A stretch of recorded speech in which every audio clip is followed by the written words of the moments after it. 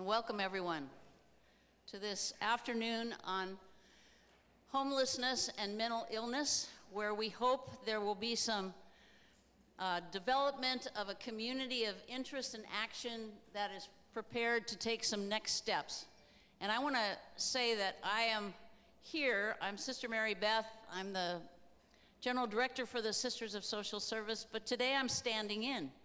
I'm standing in for Sister Rochelle, who most of you know, who was really the organizer and the energy behind this coming together here at our center. And we are so delighted that we are able to offer the space and the opportunity to do some collaboration and some forming of strategy to deal with these very serious realities in our communities. I want to start by introducing, and for many of you it won't be an introduction, it'll just be a reconnection, with some of the leaders who helped put this together and are going to serve as resource people for the afternoon. Starting at my far left, it's Assemblyman Jesse Gabriel. Welcome. The Deputy Director of Mental Health for LA County, Latina Jackson. You are most welcome, and you're free to applaud. This is a multi-purpose space which we use for worship of all kinds. But at this time, our work is our civil responsibility, which is part of who we are as people who believe in God and believe in the importance of our creation and the importance of living as good people, good human beings. So feel free to make this space one of celebration and fellowship as we go forward. So, sorry for the interruption, but I'd like to now introduce the Director of Hope of the Valley, Lori Kraft.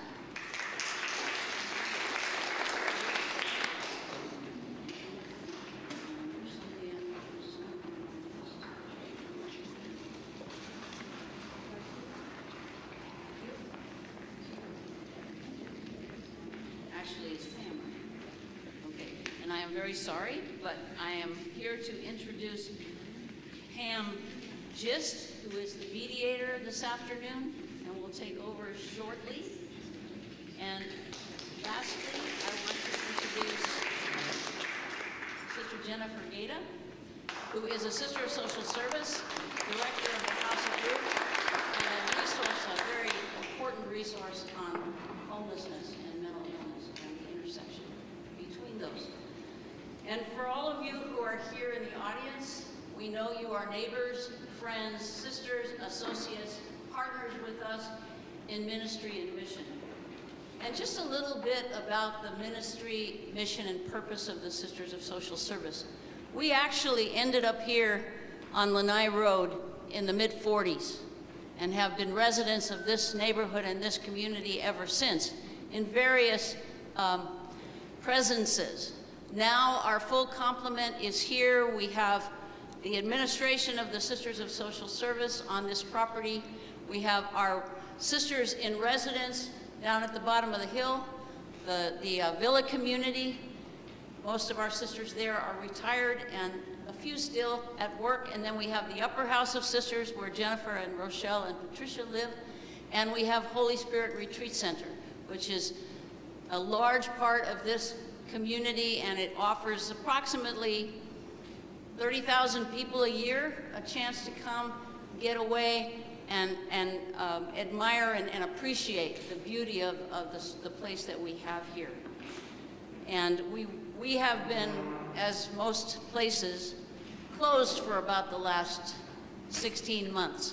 So this is one of our first assemblies gathering again in person, and we are live streaming for those who aren't able to join us in person. But please know at any time you are welcome here on this property. Now, because of the county's new regulations from last night, 11:59, we all need to be masked up, and we appreciate if you respect that. Everybody should be wearing a mask. I got mine in my pocket because it fogs up the microphone. But we would ask that you wear your mask throughout, and that way we'll be safe and caring for one another in doing so. There's a lot we could say about the Sisters of Social Service, but just for those of you that may not know us, we are a community of religious women. We share in the social mission of the Catholic Church, and that mission emerges when we, as sisters, are conscious and conscientious and pay attention to the realities of our communities, the economic, the social, the environmental inequalities that we see around us, wherever it is we live on this planet. The mission also draws us to find new ways to partner with people who share the values of being people in action, not just observers of what goes on, but people who have the courage to form community and to act together. And so that mission is a big part of the reason why we are here this afternoon, the reason why we welcome you, the reason why we want to equally engage those who are watching this on the live stream, because we are surrounded in this community with all kinds of blessings of creation, blessings of resources, blessings of a strong economy, but we are also, if we pay attention, aware that there are those on the margins who are suffering from things that they need support for, mental health, homelessness, other situations that put them apart from us as a community of brothers and sisters. So we are so delighted that we can start today, and we want this to be all about some next steps and an action plan that we'll go away with a desire to follow up. So before I finish this, I want to just ask you to know and recognize with your applause the steering committee that has put this all together for today. Rochelle Mitchell, who's been the leader here at the SSS. Let's give her a hand. Pam Gist, who will be our moderator for this event. Katie Bull, who's on the committee. Anna Cape, who's on the committee. Pat Bates, also a member of the committee, and one of the sponsoring organizations, which is also part of the ministry of the Sisters of Social Service, is the Anima Foundation. And the director of Anima is Sister Ann Carabino. She's there in the back, and we'd like to a special welcome to her as well. So before I turn it over to Pam, this morning I was attending a TV liturgy, which we do now during the pandemic. That's the Mass. And the priest that gave the homily talked about Marshall McLuhan, the Canadian philosopher. And he was the guy that started the study of media theory and created the idea of the global village. And one of his most famous quotes is, "There are no passengers on spaceship Earth. We are all crew." So we're going to be crew today, figuring out how we manage together to make some improvements in the community here. So again, welcome, and I'll turn it over to you. Thank you, Sister. It's my pleasure to introduce State Assemblyman Jesse Gabriel to give us an update on legislative solutions and his hopes for future legislation. Assemblyman. Thank you. Can everybody hear me? Is this working? All right, great. Good afternoon, everybody. Thank you for having me. Delighted to be here. For those of you I haven't met, my name is Jesse Gabriel. For the past 3 years, I've had the great privilege and honor of representing this community, Encino, and much of the rest of the West San Fernando Valley in the state legislature, the state assembly, and I'm especially delighted to be here because I live right here a few blocks away in Encino. My older son Ethan goes to school across the street at Lanai Road, and I have driven by this place a bajillion times and never been behind the gate. So it's a treat to be inside and see how beautiful it is, and I want to thank you, Sister Meredith, for hosting us. And also wanted to, before before I begin, just preemptively apologize. I'm going to sneak out a little bit early today. I'm trying to balance being a dad and an elected official and have another event this evening, and so I'm going to sneak out and go spend some time with my three boys. But really did want to make an effort to be here when I saw this invitation come in part because I know some of the folks who are organizing it, wonderful folks on the Encino Neighborhood Council, and so thank you to Pat Bates and Michelle and Jody and all the folks at the Neighborhood Council who work so hard. So it's really my honor to be here with you. What I thought I would do in my limited time is maybe just give you a little bit of a perspective from the state level. And we're a little bit differently situated relative to some of the other actors, government actors on this. So, you know, the front line on homelessness is really the city of Los Angeles and the county of Los Angeles. Those are the two entities that are really doing all of the work day to day. Oftentimes they're doing that work jointly through LASA and trying to figure out how they can coordinate as best they can. I view our role at the state as providing them with tools and resources to do that job. So tools may be changing the law, new laws that can help them. Resources are funding, information, those types of things. We just passed a budget that includes $12 billion in funding for homelessness. This is a record investment. But it really is folks, your city council members, your county supervisors, folks like those types of folks who are on the front lines here. And I do want to acknowledge my friend Katie Yaroslawski, who's running for city council to represent Encino. So she's one of the brave people that is stepping up to volunteer to help solve this incredible challenge. The other perspective from Sacramento is one of, I will just be honest, one of extraordinary frustration. A lot of folks in the legislature, myself included, feel like the city and the county and cities across the state just haven't been getting the job done. And I think that that's a perspective that is shared by a lot of the folks that I represent. They look around our community and it seems like the problem is getting worse and worse every day. They encounter it in very, very personal ways. You know, when I take my kids down to Genesta Park on the weekend, we've had to leave from time to time because we felt uncomfortable. You drive by and you try to explain to a 3-year-old or a 5-year-old what all those tents are on the underpasses. It's absolutely heartbreaking.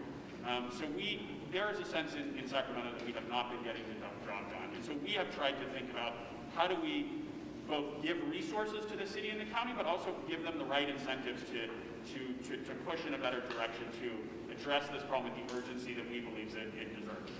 Now, I will be honest, this is an extraordinarily difficult challenge. People are homeless for different reasons, right? Some people are homeless for economic reasons. Some people are homeless because of a mental health issue. For some people, it's a substance abuse issue. Oftentimes, they are self-medicating for a mental health issue. For other people, it's poverty. So those people require different interventions. So there, unfortunately, is not one size fits all.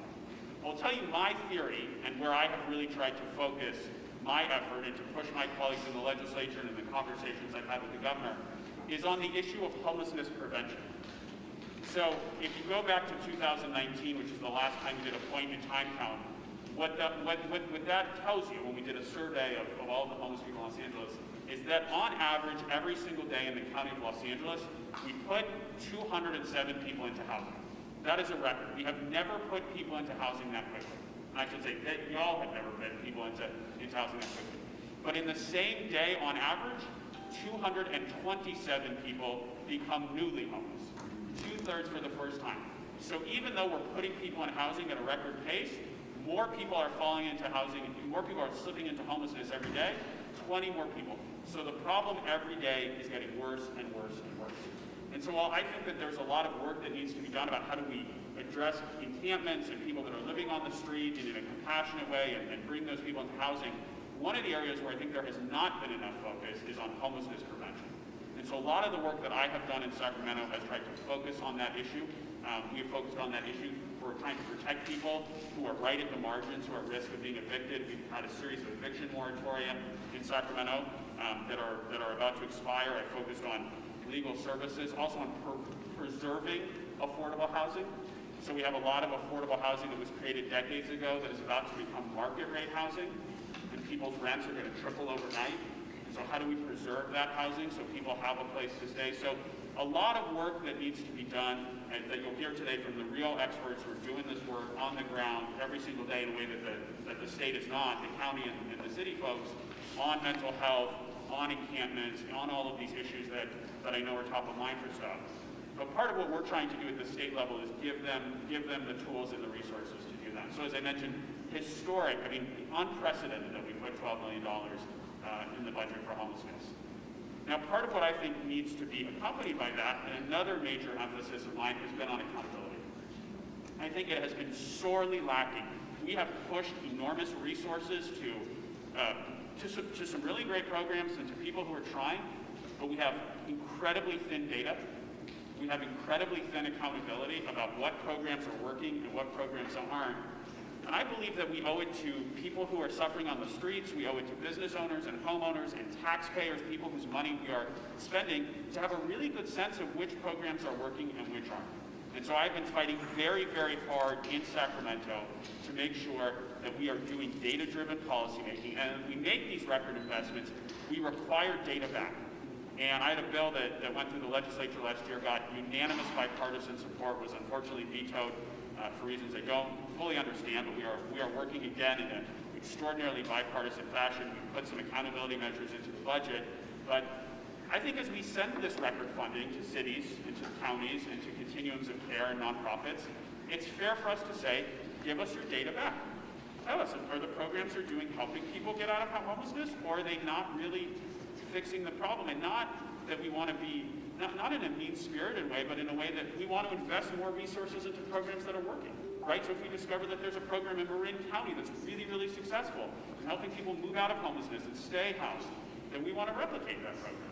And if we find that there's a program in Orange County that's taking a lot of resources but doesn't seem to be moving the needle, that's a good indication for us that, hey, time to mix it up, time to think elsewhere about how to do that. So for me, again, there are a lot of very significant parts of this conversation. You're going to get into some of it with you. You have an extraordinary panel here of people that are doing the work in a real and very meaningful way. But from the state level, my focus has really been on this issue of tools and resources, on the issue of homelessness prevention, which I think has been really overlooked, and then also on the accountability piece. One other thing I want to say, and Sister Mary Beth sort of alluded to it when she talked about the fact that we're all crew here on planet Earth, which I like, is the only way we are going to truly solve an issue of this magnitude is through teamwork. This is not a problem the government can solve alone. This is, despite their incredible work, this is not a problem that Hope of the Valley can solve alone. The county can't solve it alone. The business community can't solve it alone. And so what we need, which I think is very much in line with the spirit of what folks are talking about today, is everybody, all hands on deck, everybody working together. And that is an approach that I have advocated for in Sacramento. Is how do we engage? It's not just us in government. How do we engage with the nonprofit sector? How do we engage with faith communities that see this as part of their mission? How do we engage with the business community that wants to help, with our universities? All of those folks. I remember it was sort of, my head kind of exploded a couple months after I was elected. I went to a big meeting around the issue, and everyone sitting around the table was from a government agency. And they were speculating about, well, what will nonprofits do if we give them this incentive? And what will providers do if we do this? And what will housing developers do if we do that? And I said, why don't we just invite them to the meeting, right? Why aren't they part of the conversation? And I think that is a problem sometimes that government suffers from, is that people see it, they only see their lane. And so that's why I've been so grateful for the folks on the neighborhood council who have engaged, who tried to bring different groups together. So those are some of my thoughts. From a big picture perspective, I will mention one other thing, which is that you hear a lot of rhetoric from elected officials about how this is an emergency, right? I mean, how many people have heard of, elected officials come in and they say homelessness is an emergency. I was with someone who was running for mayor yesterday, and he said homelessness is an emergency. I don't really feel like we're treating it like it's an emergency in some ways. And I don't think people in my community feel like we're treating it like it's an emergency. And what was eye-opening to me is that during the pandemic, when we decided that, there really was a public health emergency, we housed 36,000 people in a matter of a couple months through something that the state did called Project Room Key. We got people into motels and hotels that were converted, and we got them off the streets.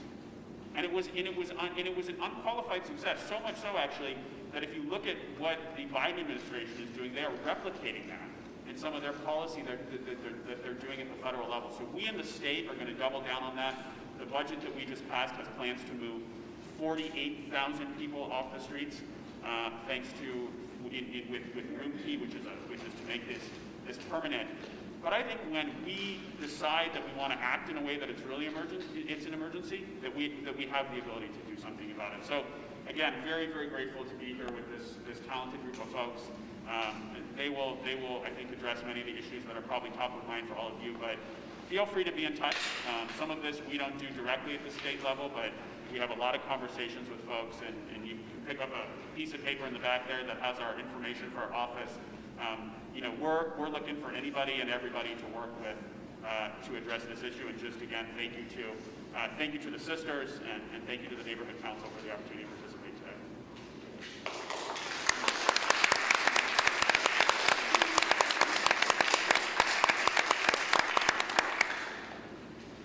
I think we'll have a few questions.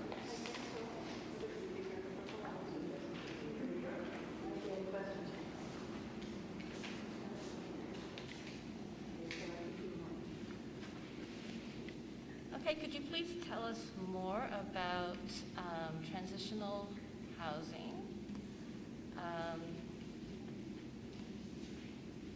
What can we tell the needy about it? Are there engagement incentives, and how do we persuade the community? Okay, a lot going on there, and I have a feeling some people here are going to be more qualified to discuss that than I am. But one of the challenges here is that I think folks talk about is sometimes even when housing is available, people don't want to move into it. Right? There's a lot of skepticism, and it's interesting. Sometimes when I want to get a reality check, I'll go talk to the law enforcement officers who we've unfortunately turned into frontline mental health counselors in a lot of situations, and ask them about their experiences.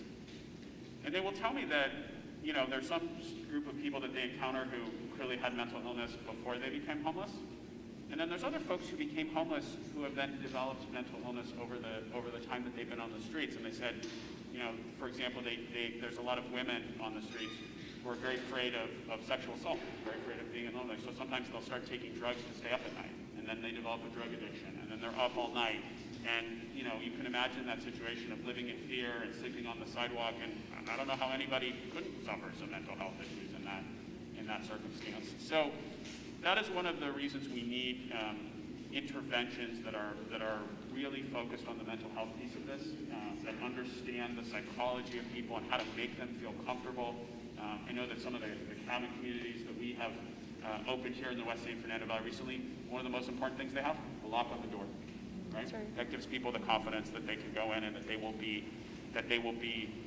safe at night, because it is I think an emphasized part of this challenge, right? The number of folks that are truly suffering from mental illness, and what an important piece mental health is this. And there was an interesting report in the LA Times some of you may have seen. When they did the homeless count, they said that a relatively small number of people were suffering from mental illness, and the Times actually went back and re-reviewed all of that and said, no, actually, it's much larger. It's much, much larger than people have talked about. So these mental health interventions are very important. Now, there's part of this that has gotten very complicated, and others can talk about this, is this issue of conservatorships. So what do we do with people that are truly unable to take care of themselves, right? And what is the moral and humane thing to do? And there are very strong differences of opinions. You have some civil rights groups like the ACLU that push back very strongly against this. I happen to believe that the answer is somewhere in the middle, that if someone truly cannot take care of themselves, if they are a danger to themselves, if they're going to be unable to survive on the streets, that it is not compassionate to leave them out there suffering, that actually providing some stability and having them be in a position where they're going to get the medication they need, get the treatment they need, that's the best way to save that person's life. So I don't believe it's compassionate to leave people out there. That whole conversation in Sacramento has become a little complicated lately around the whole Britney Spears issue. I don't know how many of you are following this. So the Free Britney movement has kind of run into, it's a serious thing, like kind of head first with our efforts to do work on conservatorships, because this is the unfortunate, I would say, really bad outlier example of when conservatorships can be abused. But that's pushing in the opposite direction from what a lot of people in Sacramento want to do, which is in a thoughtful, respectful way that takes into account civil rights, expand conservatorships for people who who really need them, right? I mean, leaving someone to die, under an overpass because they can't take care of themselves, to me, that's not respecting their civil rights and their civil liberties. That's not compassionate. So it's a very complicated conversation in Sacramento from a constitutional perspective and a legal perspective and a Britney Spears perspective, but we are trying to make some progress on it. Okay, we have another question for you about Project Room Key. Are we prepared to pay the motels that are used for damages and reparations to any issues with their premises?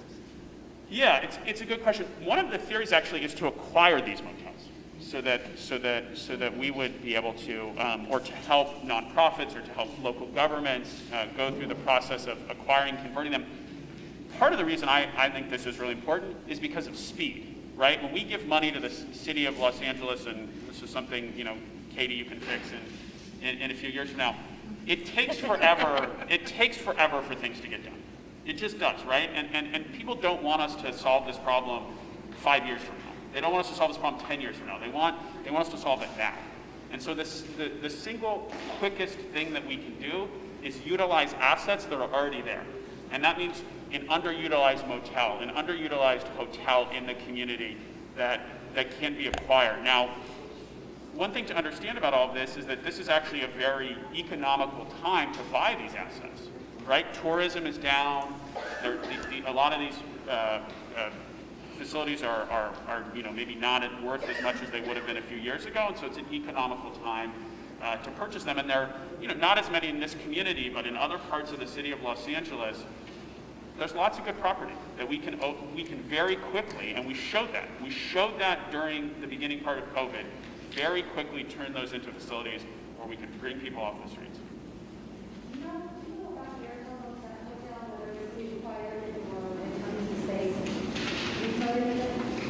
Could we keep the questions to the format we're using, please? I think it might be easier to understand without masks. I think some people are getting... Okay, sorry. I'm sorry. So we have a question, how does the legislature balance a landlord's need to cover expenses and the need for affordable housing? So I'm going to guess this is in response to some of the eviction moratorium and rent relief that we've done. The truth is that I think we've come to a compromise where most people are pretty happy about, because the state will now cover, for people who can prove that they had a COVID hardship and couldn't pay their rent, 100% of their back rent. So the landlord will be made whole. The landlord will get 100% of the rent that they are owed. The tenant will be protected. They will be allowed to remain in their unit and not come out of COVID with $10,000 or $20,000 of unpaid rental debt. And one of the best parts about it from my perspective is it's really almost entirely leveraging federal money. This is money that the Biden administration sent us under the Recovery Act. So we've got to find ways to get that out the door very quickly. And if any of you know people, either landlords or tenants, that are struggling, I'd encourage you to have them contact our office, and our constituent services team can point them in the right direction. But I mean, at 100%, I think everybody's needs are met, right? I know the county's doing additional work on this, but we're lucky to have that federal money. We've got about $5.2 billion in federal resources, and so we want to get it out the door. I want to be respectful of your time, and I think we're at your limit. We've got 2 more questions. Can you take those? Okay. A lot of the housing that came up since COVID is interim housing. What is being done to create more permanent housing for those participants to transition to? So this is another good question, and I will tell you, my perspective on this is that we need both, right? And one of you've seen some, how would I say it, polite, maybe not always polite conversation between the City Council and Controller Ron Galperin and others about, should the emphasis be on permanent supportive housing? Should the emphasis be on more transitional housing, things that are quicker, that can get people off the street? The truth is that we need both. And the reason we need both is that we need places for people who are suffering right now to go. We don't want to wait 5 years for new housing to be built. That doesn't benefit anybody.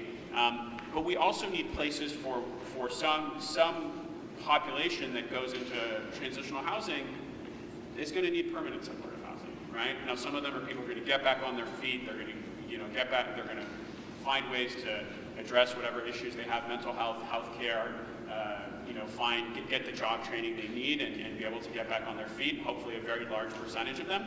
But some of these folks are going to need permanent supportive housing.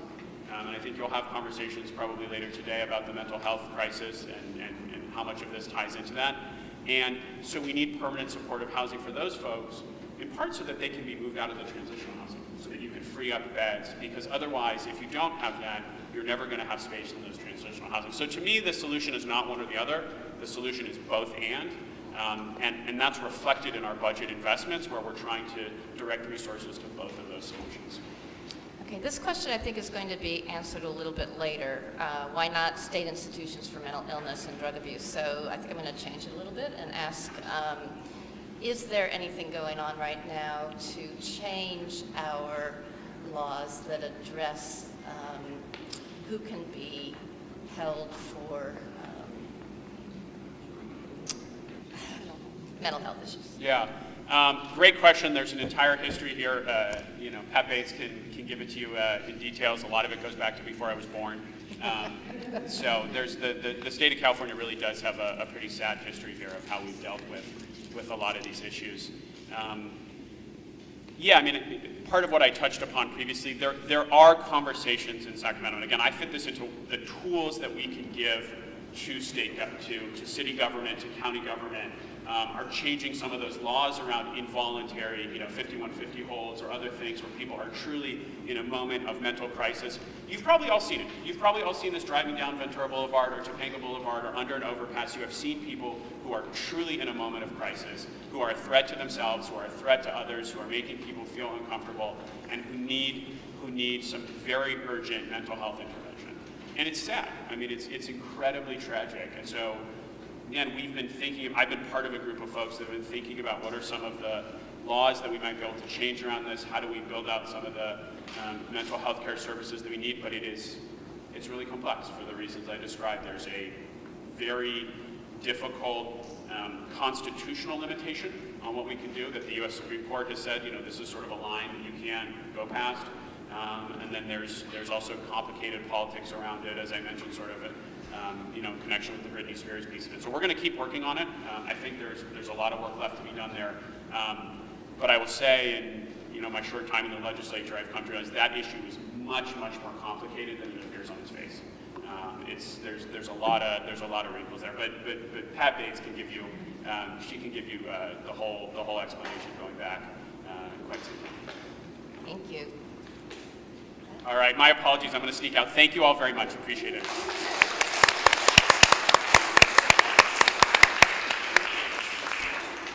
Thank you to the Assembly.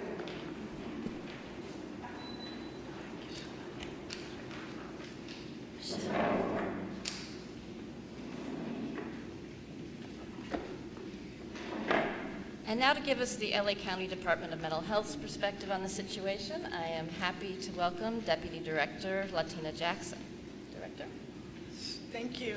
And thank you so much for having me here today and just being willing to listen and all the incredible work that you do. And I would just want to echo the fact that this is really a collective problem. Like, I am my brother's keeper, and we all hold each other, and there is no one size fits all to this crisis that we're in.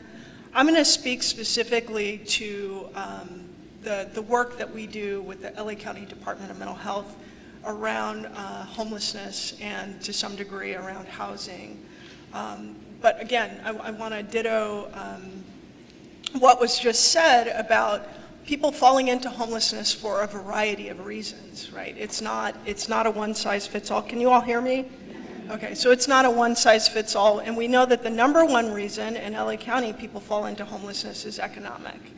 And then as a consequence of those economics, people fall into a variety of other things, often substance abuse being one of them, right? And so we see people who are behaving in ways that seem bizarre or or dangerous, and sometimes that is genuinely due to a severe mental illness, and sometimes it's secondary to a substance use issue that is causing symptoms that look very much like bipolar disorder or schizophrenia, which are kind of in sort of my bailiwick of the work that we do. So the Department of Mental Health, LA County Department of Mental Health, is really charged as the safety net, if you will, for providing services to persons with severe mental illness. We are designated by the state of California as a specialty mental health provider in the state, meaning that we predominantly deal with more severe mental illness, not necessarily kind of mild to moderate symptoms of mental illness. And I want to speak to the piece about the LA Times article, that it is true that any of us, if I was homeless and on the streets for 24 hours or 48 hours or 72 hours, any of us would experience some degree of symptoms related to mental illness, whether that's depression or anxiety, and most often trauma associated, as he was speaking to women that are on the streets and often trafficked, that's very common. However, what we deal with the Department of Mental Health is not just those illnesses that someone would be dealing with, but more severe on the scale. And when I say severe, I'm speaking specifically to schizophrenia or schizoaffective disorder or bipolar disorder. Those illnesses which are organic, right? I call them the non-casserole illnesses, right? When I think about someone who's maybe suffering with cancer or even the flu or COVID, right? Friends, family will wrap around you and bring the casserole and leave it at your door. Someone who's suffering with schizophrenia is rarely going to receive the casserole and the chicken soup to hope and pray that you feel better and you recover from this, because it changes the nature of who you are, the person that they know and love, and it changes the behavior, right? And so speaking to that piece about people maybe presenting a danger to themselves or danger to others, and it is true that laws in the state of California have changed significantly to really limit what we can and cannot do in terms of intervention, and I agree 100% with the Assemblyman that the answer is somewhere in the middle, right? We've gone to this whole other extreme between Britney Spears and kind of the suffering that we see on the streets every day, and what I pray for is that we find our way somewhere in the middle. So I am the deputy director over the department's countywide engagement division, and that is a division that was created a couple years ago by our new director, forgive me, Dr. Sharon, of the Department of Mental Health. And his vision was to create a division that for individuals that are on the fringes and outside of care that need to be brought into care. So my division deals with people who are experiencing homelessness, those that are in and out of jails, veterans who are suffering, et cetera. And a large portion of them are experiencing homelessness. The services I want to talk about today really deal with outreach, mental health treatment beds, and mental health housing. I'm going to talk a little bit about and co-occurring substance use disorders. So on the front, in terms of what the county is doing around mental health outreach and treatment, my teams work, I work with a program that I'm very proud of the work that they do, the Homeless Outreach and Mobile Engagement Team, also known as HOME. We work in collaboration with a bigger countywide strategy that works with LAHSA and the Department of Health Services Housing for Health Division as part of a larger coordinated outreach strategy where we coordinate across the county to provide services. The HOME program and another program that I oversee that does veterans outreach specific is really designed for specialty care, where we work with our partners and they have mental health clinicians on their teams that can deal with connecting people to services that are experiencing, mental health symptoms related to trauma or depression or anxiety. Our teams are really trained and I would say like scalpel skilled at dealing with people who have severe and persistent mental illness. So that's our bailiwick, and I would say I'm not going to speak a lot about this because I know time is limited, but in this past year, we implemented a pilot program as part of the HOME program, which dealt with conservatorship on the street. Conservatorship is generally in the state of California done in a hospital setting once someone goes on a 5150, which many of you are familiar with, that 72-hour hold. And then it's really been up to the hospital to determine whether they're going to deem the person as needing additional care. The thing about it is oftentimes in the hospital, that doctor doesn't know that individual and is only seeing them at a point in time. And so they may medicate and clear just a bit, and the doctor deems there's no reason to move forward with a conservatorship. Where this team that's been working on the street with this individual has seen them every day for the past 3 years and knows full well, yes, you hospitalize them and you put them on medication, but guess what's going to happen when you release them? We're going to be right back where we were, if not worse, and then we're going to have dire health consequences on top of the mental health that we're seeing right now. So we initiated a conservatorship program that we did on the street in real time with those team members and a treating psychiatrist on that team, as opposed to using a psychiatrist that's in the hospital, so that we could speak overtime. And we basically identified, the plan was to identify one person in each soup district that needed this level of care. We did that in very quick succession. I mean, like, it happened overnight. We had 5 people, but we had still a lot of time left in the year of the pilot. So ultimately, there were 35 individuals presented to the committee for consideration for conservatorship. 19 of them, as of June 30th, had actually been conserved. We only had 2 individuals for which the court dismissed the case, and the rest are pending. And I really want to distinguish between what's going on with Britney Spears, right, and what's going on with the people that we work with.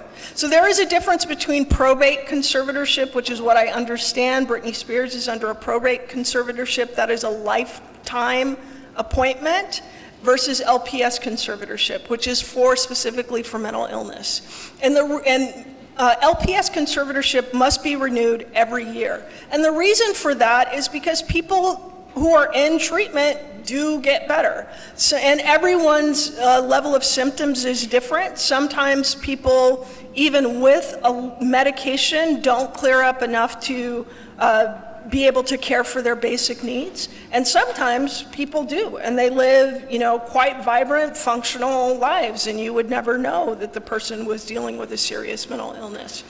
So that's one thing that the County of Los Angeles is doing. We did it as a pilot. As we knew it as a pilot, ended on June the 30th, but we continue to engage that program, and we will continue to provide that service on the street. It's a full complement of an interdisciplinary team, which includes a psychiatrist, substance abuse counselors, medical caseworkers, clinicians. We are on the street providing the service in real time. The other thing I want to speak to is treatment beds. There was a question about where are we with treatment beds. There is a difference between acute beds, like in a hospital where we have someone locked in a hospital, and subacute beds. And subacute beds would be those individuals that have cleared from an acute psychiatric crisis, but still need a high level of structured treatment. And that may be locked or unlocked. So our director estimates that we are short in Los Angeles County about 4,000 beds for subacute treatment. We are in the process of filling that gap. Here in the San Fernando Valley, we are developing restorative care communities on the campus of LAC USC. Those are like 90-day, we have 90-day beds that are subacute for post-acute care when someone is discharged from the hospital.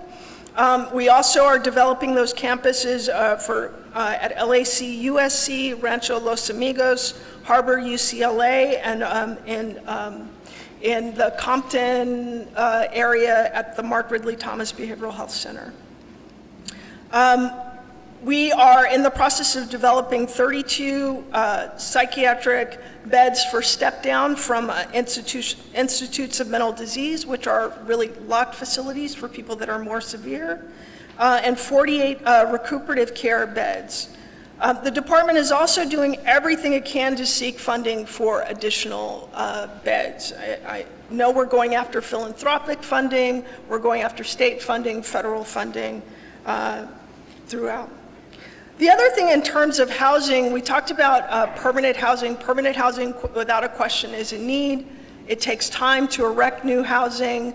And housing for people with severe mental illness doesn't always have to be locked, but sometimes it does need to be structured in a setting where people can receive medication and care and supervision.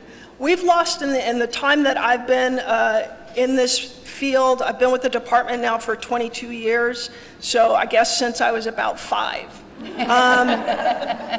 And the time that I've been with the department, and I love doing this work, I love working with people with the most severe mental illnesses and watching that transformation and seeing them, fully recover and have vibrant lives. We've lost an incredible resource throughout the county, throughout the state, which are residential care facilities. Residential care facilities existed all over LA County, all over the state at one point for people with severe mental illness, and it was a place that they could go. It's not locked. It's sometimes run by mom and pop in a single family home, and they're basically providing care and supervision, making sure they have 3 meals a day, linen, laundries are taken care of, and more importantly, making sure that they have their medication and oftentimes treatment tied to that, groups, activities, etc. And for some people, that's what's needed, and that really can make or break the difference. The problem with those residential cares is they have become an unsustainable business model, because right now, what funds them for people with mental illness, if you have a severe mental illness, the funds that you use are your Social Security disability payments, which really equates to roughly $1,100 a month. Now imagine you're living someplace that's providing for your laundry, your food, your supervision, your medication, all of that for $1,100 a month in LA County. It's untenable. No one can sustain that business model. So what I would ask from all of you is advocacy to bring these facilities back online, to bring funding to a level that these business models can be sustained, to advocate for increases in Social Security payments for people with mental illness, because if you have a developmental disability, the rate that people are paid is more like $5,000 up to $10,000 a month. And it shouldn't be that just because I suffer with schizophrenia, I'm on the street, and someone who suffers with autism is able to be housed. So I would certainly advocate for that, and I would advocate for you to maybe talk to people that have means or are interested in maybe starting a facility like this in your local areas. They can exist seamlessly in a community. It doesn't have to be some big institution. It could be a single family home where somebody is interested and willing to provide this level of care. Then the last thing I want to speak about is just co-occurring disorders, and this was a question that was posed as part of the panel. I could just say 60% of the people that we work with have some form of co-occurring disorder. Whether that's their self-medicating their own symptoms, or that they're using recreationally and it exacerbates the symptoms of a mental illness that they already have. So in everything that I've talked about today and everything that I'm sure Lori's going to talk about, there is a need for substance abuse treatment that is just a part of what we do across the board. So I wouldn't distinguish it as something separate. I would back to that both and, whether it's interim housing or permanent housing or acute locked treatment, that there needs to be substance abuse treatment has to be a part of the discussion in every place, and we certainly don't have enough of it. We certainly are now starting to work very closely with the Department of Public Health, which oversees the substance abuse treatment in LA County, and looking at the tie between our department and their department and how we can better work together, both incorporating them into our street outreach model, as well as looking at residential models that we can incorporate substance abuse treatment in. So I'm going to stop there. I could do this all day, every day, but thank you so much for having me, and thank you for caring.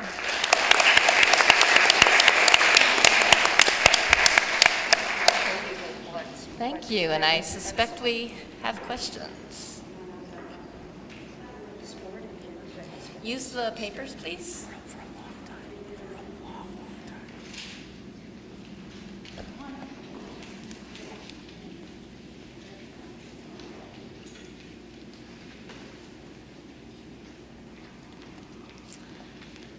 Okay, young nonprofits are popping up. How do we assess their legitimacy? Are they registered via LADMH?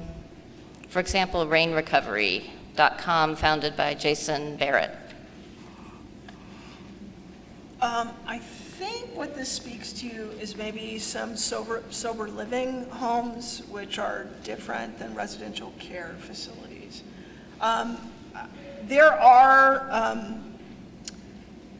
There is a movement afoot to have sober living homes have sort of a governing body, like a licensing governing body, but that's not exactly what I'm talking about today. What I'm speaking to are residential care facilities, and they are governed and licensed by community care licensing, which is different. So I don't know if that answers the question. Happy to speak, but our department doesn't work with a lot of sober living facilities in an official capacity for that reason, because they're not governed by any licensing regulations, and everybody runs them differently. I've seen some really exceptionally run sober living facilities, and I've seen some that are like slumlords. So good thing that you're worrying about it and wondering. Yeah. Yes. If there are no questions, may I ask Tina a question? Sure. Shall I write it down? I think you can go ahead and ask. Perfect timing. Latina, what's your perspective from the Department of Mental Health on the Use the mic. microphone? What's your perspective from the Department of Mental Health on the Housing First model that all the shelters have to adhere to get any of the public government funding, which limits our ability to insist that residents in shelter participate in mental health programming or any kind of substance abuse? You know what I'm talking about. Yeah. So Housing First is really a model that, as the name implies, right, we work on getting people housed first and then treatment later.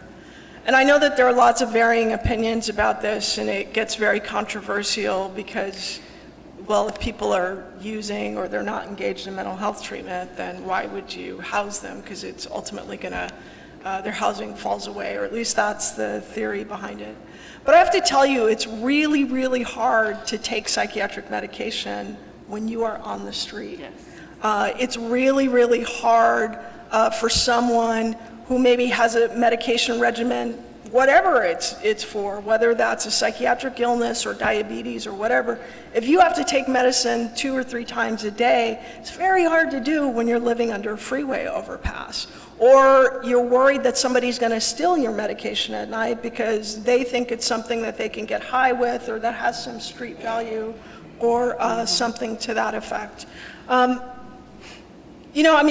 guess personally, at the end of the day, if you're asking me as a human being, it's very hard to observe suffering when people are on the street. It's very hard for me or anyone in my teams to make any inroads when they're not housed. It's much easier to work with someone to get them on medication or to establish benefits for them, or do anything if they're in a location where you can find them and you can work with them. It's much harder when they don't have shelter, and let's say they're being picked up on violations, on petty violations on a regular basis, and they're incarcerated, and one day they were here under the 405 and the next day they're in Skid Row, and then the next time they're in Long Beach because that's where they were released. That's the nature of the people that we work with. And I think that that's kind of where the thinking behind Housing First comes from. Thank you. Why is the old county USC medical building not being used? It's all set up with beds, bathrooms, cafeteria, et cetera. It actually is being used. It kind of, when I spoke to the restorative villages that are coming up all over LA County, LAC-USC will have one of those restorative villages, which will include those kind of subacute beds that I talked about, crisis residential beds, which are, kind of a 90-day stay. It will also include recuperative care, which is, for somebody who's experiencing homelessness, let's say they have some kind of physical health condition, and they're released, they're discharged and they're not fully recovered. For you and I get to go home after a surgery and sit back and watch Netflix. For someone who's experiencing homelessness, that's not an option. They go back to the streets and maybe then get a secondary infection, which makes a bad problem worse, right? So those restorative care villages will have recuperative care on site for both medical needs and psychiatric needs. And LAC-USC is one of the spaces that has been identified for utilizing those very facilities and rehabbing them for this kind of restorative care village. Okay, I think we're done with those questions. Thank you very much. Thank you.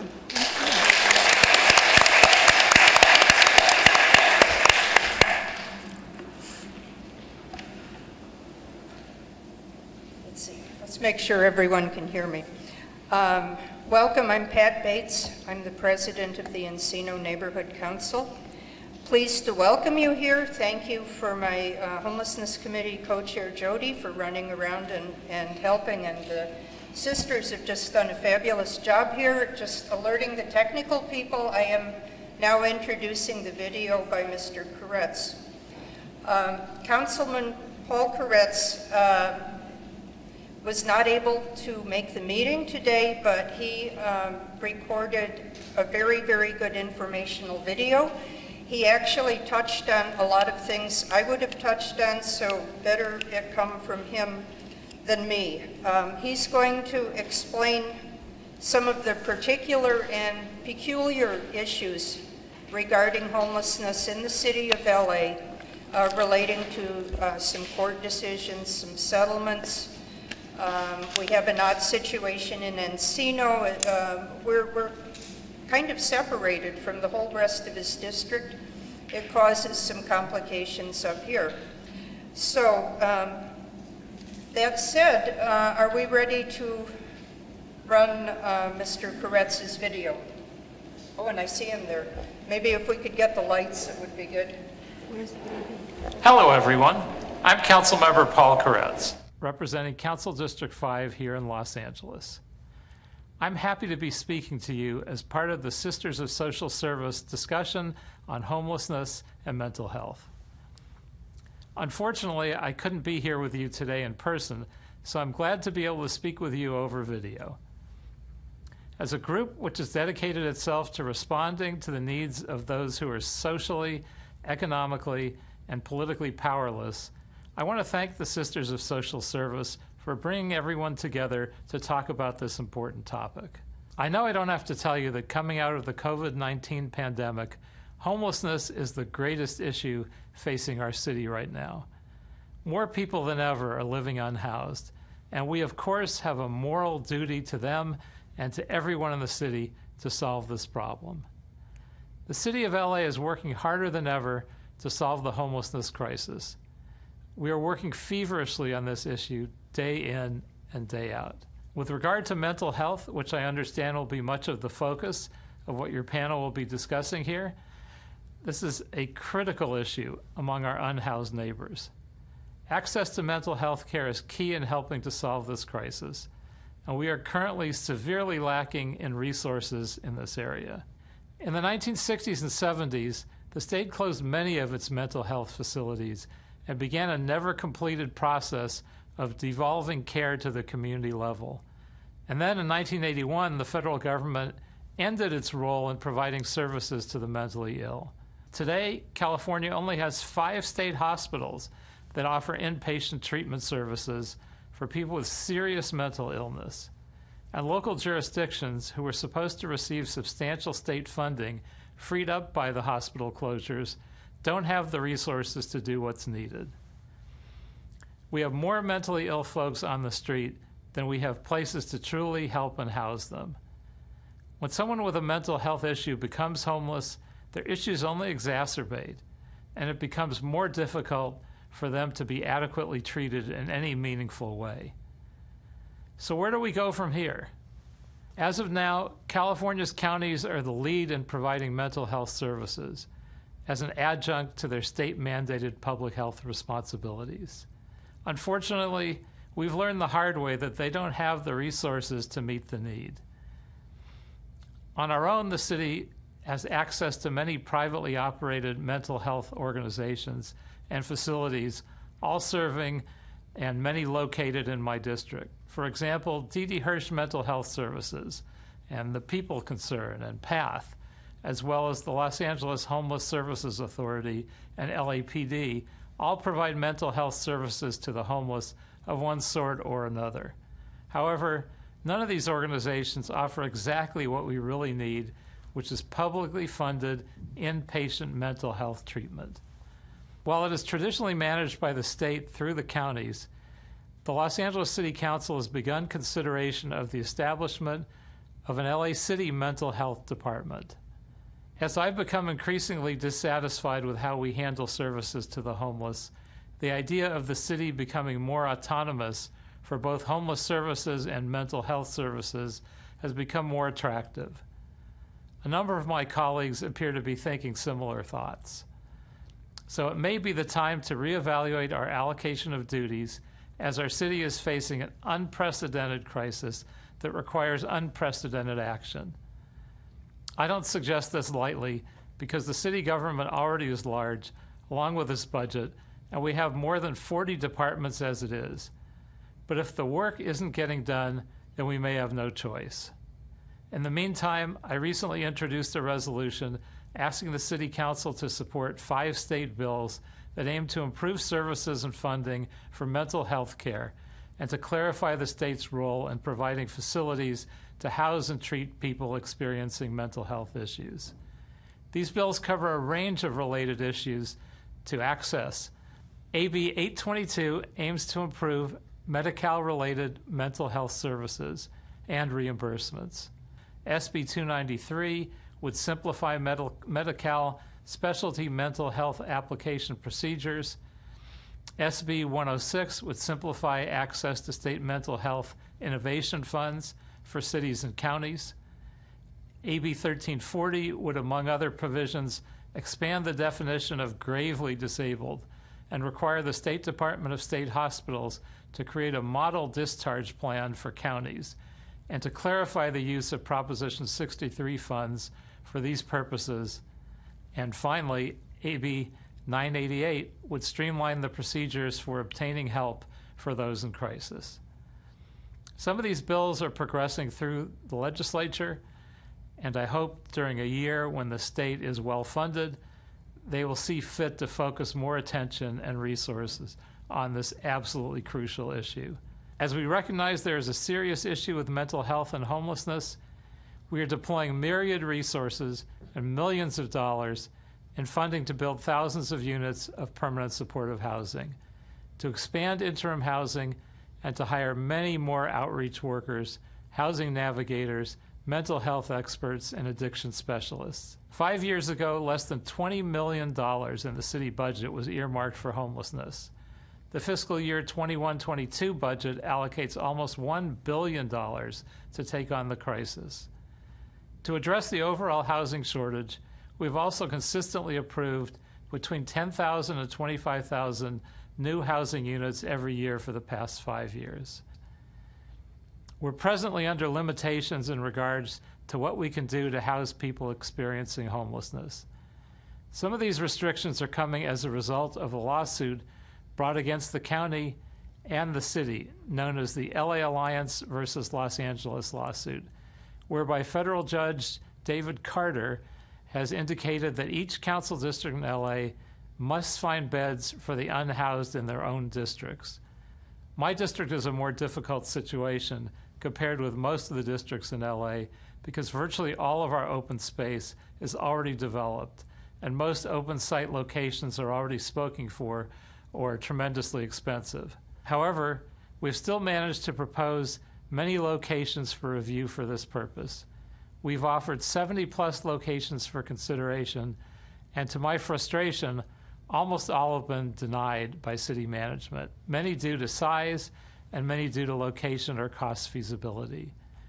Others are still under review. In my opinion, the district-by-district approach is not the right method, as we should all be tackling this together and using whatever land and resources we have. I've made my opinion clear to the judge, but he's adamant that this is how he wants things done, district by district. For homeless housing in CD5, we currently have the Pico Robertson Senior Community, which is a Mercy housing project on Pico Boulevard, housing low-income seniors and homeless senior veterans. We have a Bridge Home site on La Cienega, serving as interim housing for CD5 families, and we have a safe parking site in Palms that provides an overnight space for people living in their cars.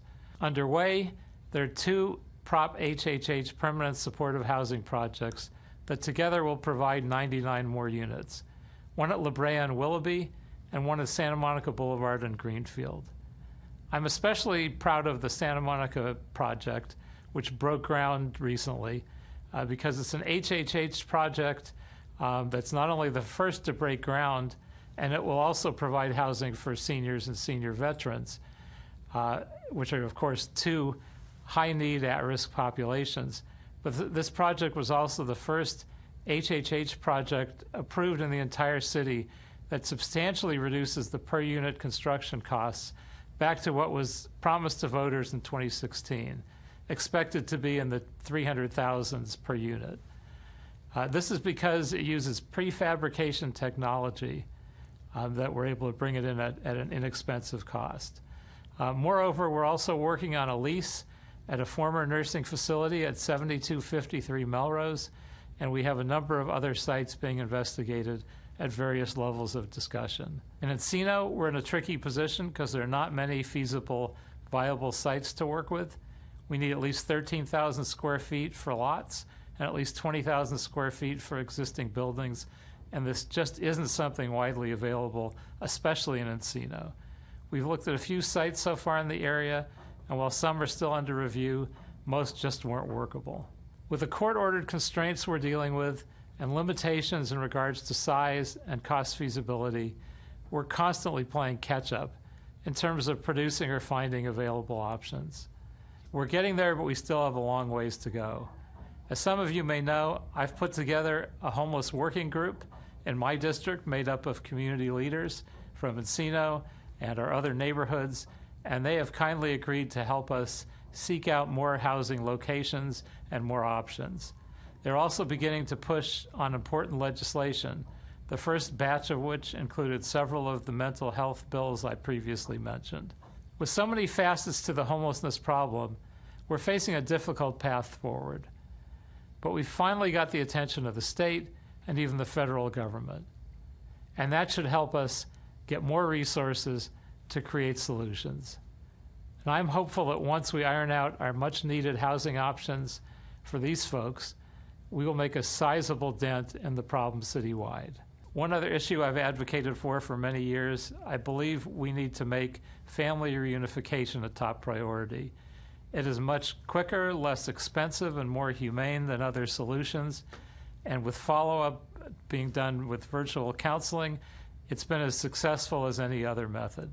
And with that, I'll leave it to your esteemed panel for further discussion on these issues.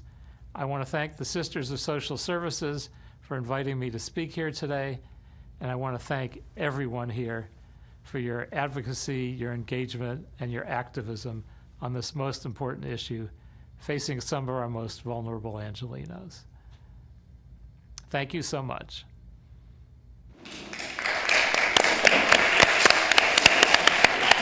If anyone has questions for Mr. Koretz, I will take them. We are going to type up the questions, by the way, for distribution to the panelists at the end of this. I will acknowledge Mr. Koretz's deputy, Angel Izzard, is here today, and she is in charge. Jody and myself are on the Councilman's Homeless Solutions panel, and we're, I think, mostly doing some pretty successful legislative work. So thank you. I turn it back to Pam. Thanks. So now we turn to two social service agencies who are providing important services in the community and who can give us some insights into what's working and what's needed. We're pleased to have with us first Lori Kraft, Chief Programs Officer, Hope of the Valley Rescue Mission, to tell us about their mission, the services they provide, the population they serve, and their take on the current situation. Thank you so much. Can you all hear me? I'm so happy to be here today. Thank you, Pat, and to the Sisters of Social Service for hosting this all-important event. I'm honored to be participating with so many incredible people and colleagues. So I'm going to just give you all a brief kind of overview of Hope of the Valley. Our agency was founded in 2009 by Ken Kraft.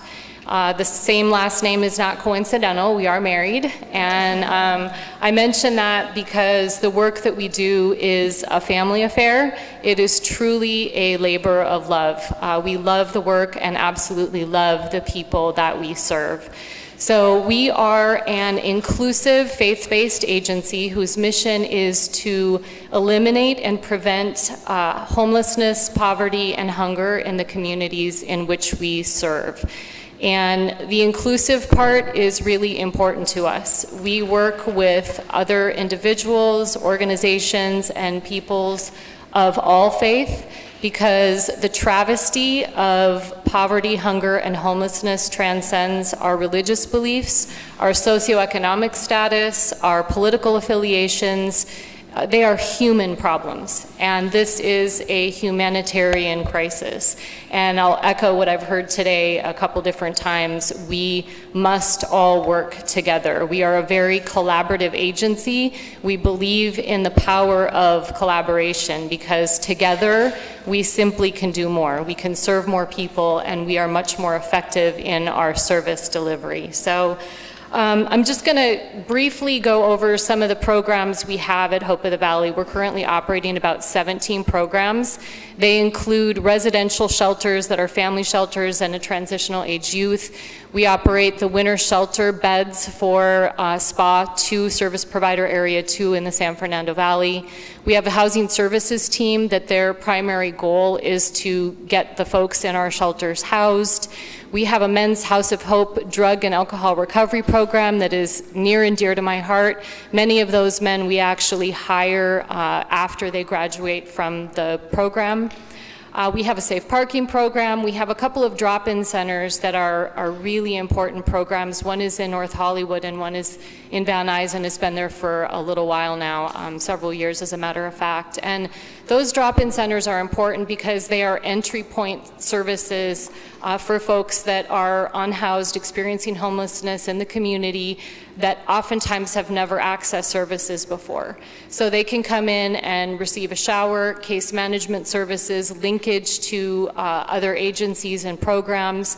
And in the case of our navigation center over in North Hollywood, we have storage bins, which is, it's the first storage program in SPA 2. So we have storage bins where people can bring their beloved items in and store them safely. They can access them all throughout the week and on Saturdays anytime they would like. This is so important because people who are living on the streets are brutalized, vandalized, their things are stolen over and over again.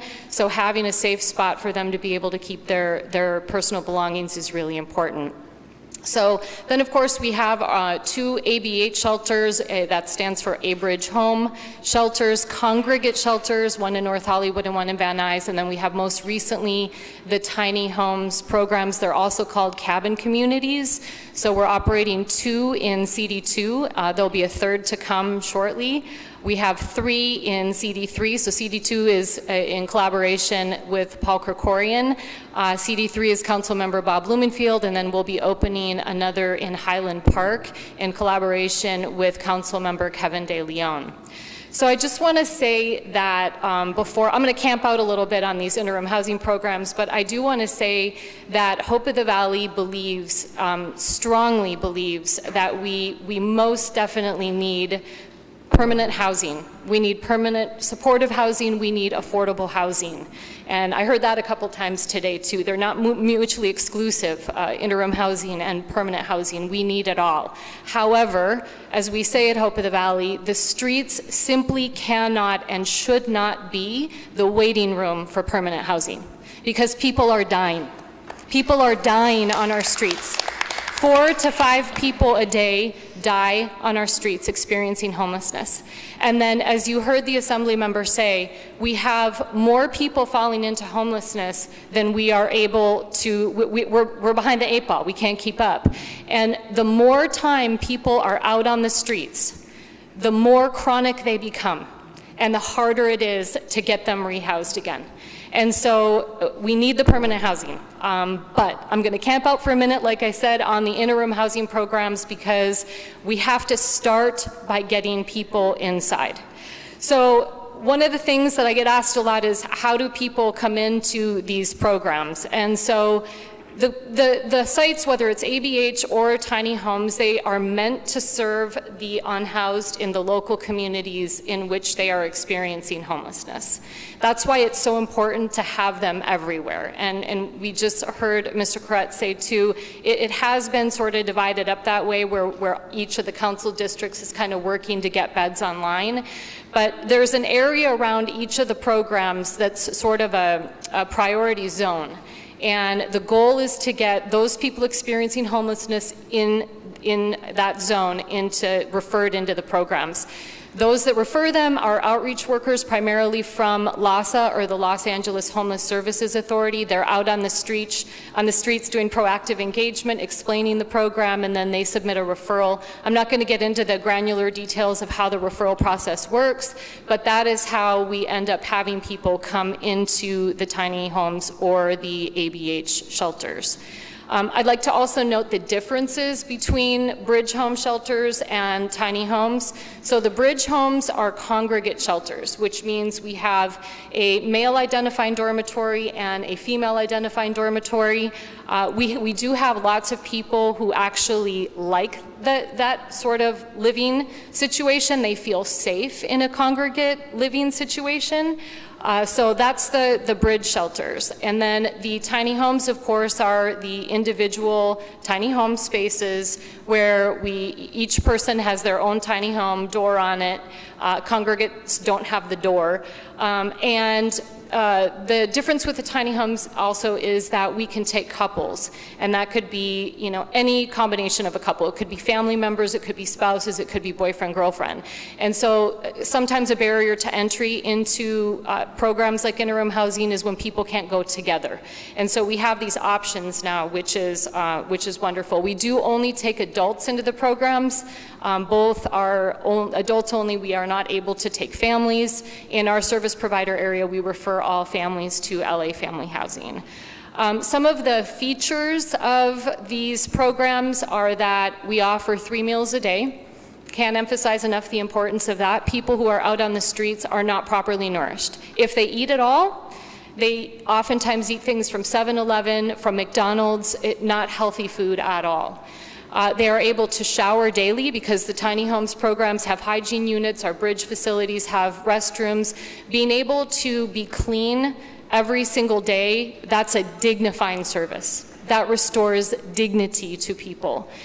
We have laundry facilities, another dignifying service. They are able to clean their clothing on a daily basis as well. And then I also like to point out that we have security at the sites, not because we want them to feel like a high security prison in any kind of way, but because we want the residents and staff alike to make sure that we're all safe, but we want the residents to feel safe. And so that security is important, and the Assembly member mentioned as well the lock on the door for the tiny home. homes. That is so important because people are finally able to rest at night and sleep soundly. So when you take proper nutrition, being able to be clean every single day, and to be able to sleep well at night, that is a recipe that sets people up for success, because finally we're not in survival mode. Finally, I'm not just trying to figure out where I'm going to be able to use the restroom or how I'm going to get clean. Now that I feel a little bit more stable, housing is an attainable goal. I can focus on housing finally.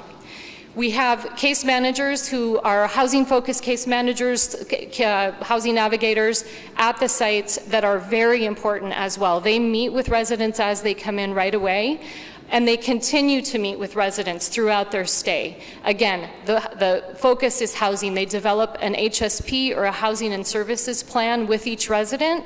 They set up goals with them, and then they help support them through in attaining those goals. We also collaborate with many other service providers, and so our case managers work to link participants to these different types of services that they may need. So we link to Latinas teams with the Department of Mental Health, which I cannot say enough about or how much we appreciate. We link to different SUD, and I couldn't agree with you more. We absolutely need more substance use disorder and treatment programs, detox programs. We definitely need them.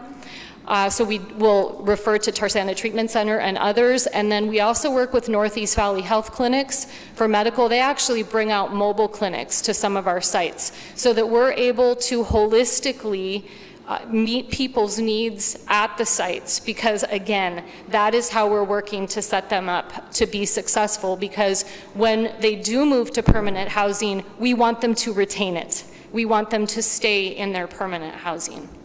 These are low barrier programs where we operate under a harm reduction methodology. Low barrier meaning we want to eliminate as many barriers or criteria for entry as we possibly can.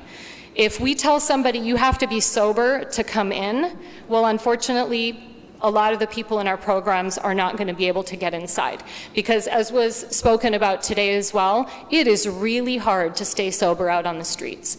Copious amounts of trauma, profound trauma. People self-medicate, and not in a rude way, but sometimes when I'm talking to people, I'll say, if you were out on the streets for 24 hours, you might be inclined to pick something up to help deal with it. It is that hard.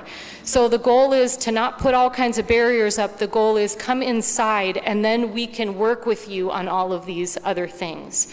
We have dog runs at all of our sites, which is another way we eliminated a barrier. And we love our pet participants. So it was a problem before. So many people that have pets were told, well, you can come in, but your pet can't. And they would say, well, no, thank you, then I'll stay out on the streets. I would be inclined to do the same thing.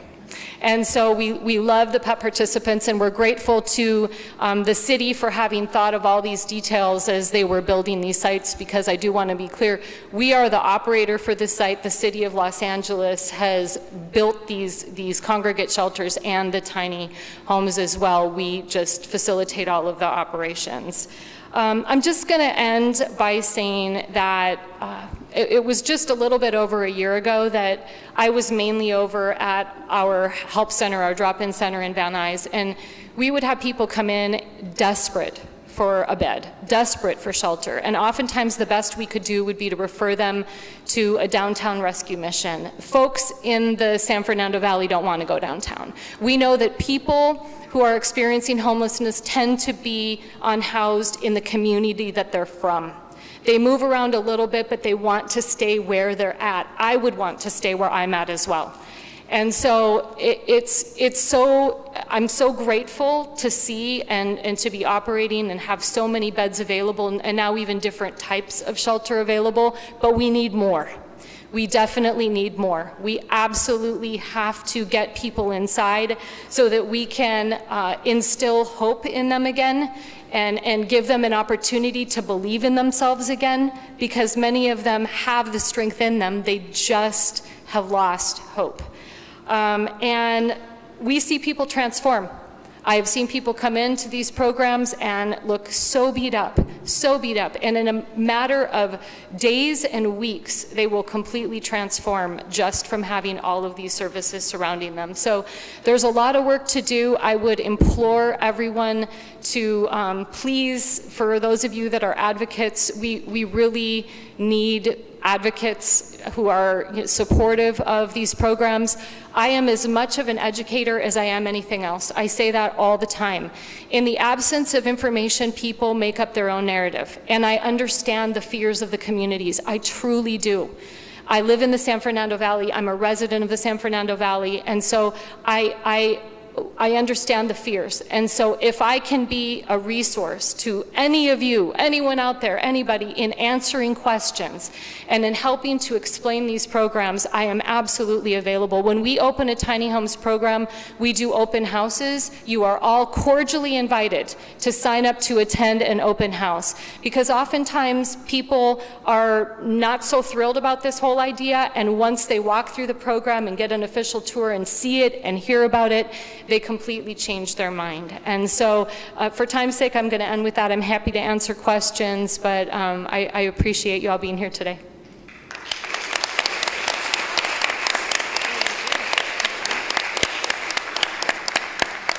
Thank you, Lori. Do we have questions? I'm sorry for those of you who want to just raise your hand, but you can't be heard. That's why we're using the papers. Okay, I think I see one.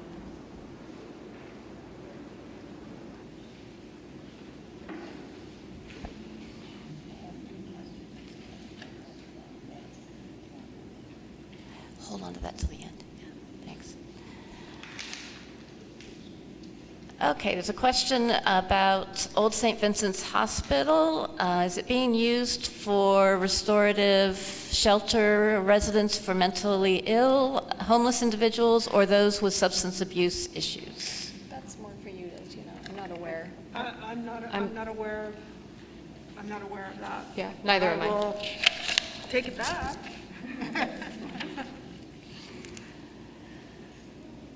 Okay, I think you covered everything.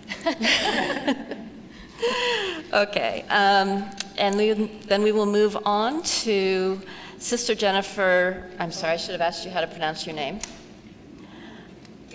Gaeta? Sister Jennifer Gaeta, the Executive Director of Los Angeles House of Ruth. Oh, do we have another question? Okay, in the Reseda Tiny House at Yeah, Van Owen and Walden, is it open for shelters? it is. So the Reseda Tiny Homes, it's actually cabin communities. That is the project that we have in collaboration with Council Member Bob Blumenfield. It is open. Currently, it is a cabin community interim housing program. Yes, it is operating currently. Thank you. So Sister Jennifer is the Executive Director of Los Angeles House of Ruth, and she is here to share with us about her organization, same way Lori was. So. Okay, thank you. Am I close enough? Yep. Okay, so so much great information has been shared. I'm not sure. If I start talking, we could be here tomorrow and I'd still be talking about this population and what we're doing. But before I tell you details about House of Ruth, there's something very interesting to think about. A lot of stuff going on in clinical social work looks at the neurobiology of how our behaviors change. There have been studies done that actually have documented that 30 days on the street and a person's your brain changes. The neurobiological connectors are changing. So the urgency to keep anyone, everyone, every human being off the street has to be heard. I hope the politicians really get it, because as good as we all are, it's really hard to get the funds to do the work we need to do. Really hard. House of Ruth has a house that a new project we're hoping to open in September 2021. We submitted the application. This is a little comic aside, kinda. We submitted application for HHH funding on October something, 2017. We were approved December 2017. The city attorney sat with the contract for about 18 months, and it took 18 months. And we hope to be able to occupy this new building in September. And that is ridiculous. But that is the story we're dealing with. It's ridiculous, but it's all of our story. So when I heard the councilman say HHH, and I'm thinking, when did he apply? And I realized, oh my God, he can't even get his property built. So House of Ruth has been around for an incredibly long amount of time, about over 40 years. I've been the director there for almost 30 years, which is very hard to handle. But I would like to say a couple things about us. We are a very legitimate agency. We file all our paperwork, but we are also an agency with the biggest heart you can believe. And that there's testament to that because so many of our staff have arrived from across this city to be here today. And I hope that if any of you have questions, you go look for them when we're done, because they're the heart and soul of what we do. And many of our staff actually have been our clients, which is a point in time that I think is the most remarkable. To have a client who came to us in a domestic violence situation, very desperate, very broken, to heal, to become a staff person, to become a case manager. I mean, what more can we say about what people need? But anyway, here's who we are and what we do. So we have, many years ago, our board decided we would not chase money, which means we knew what we were doing was very good, and we would not go after every pot of money that came around to go after this kind of a program or this kind of program, because we feared we would not be able to sustain our integrity. But what we do is we are a family service. We provide shelter to families. We used to say we provide shelter to women with children, but due to the overwhelming need, we have begun to provide shelter to families.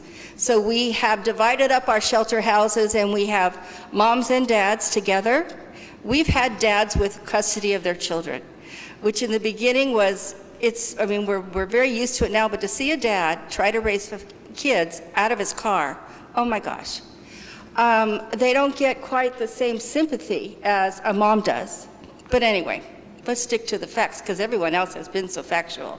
I think I'm more of a storyteller.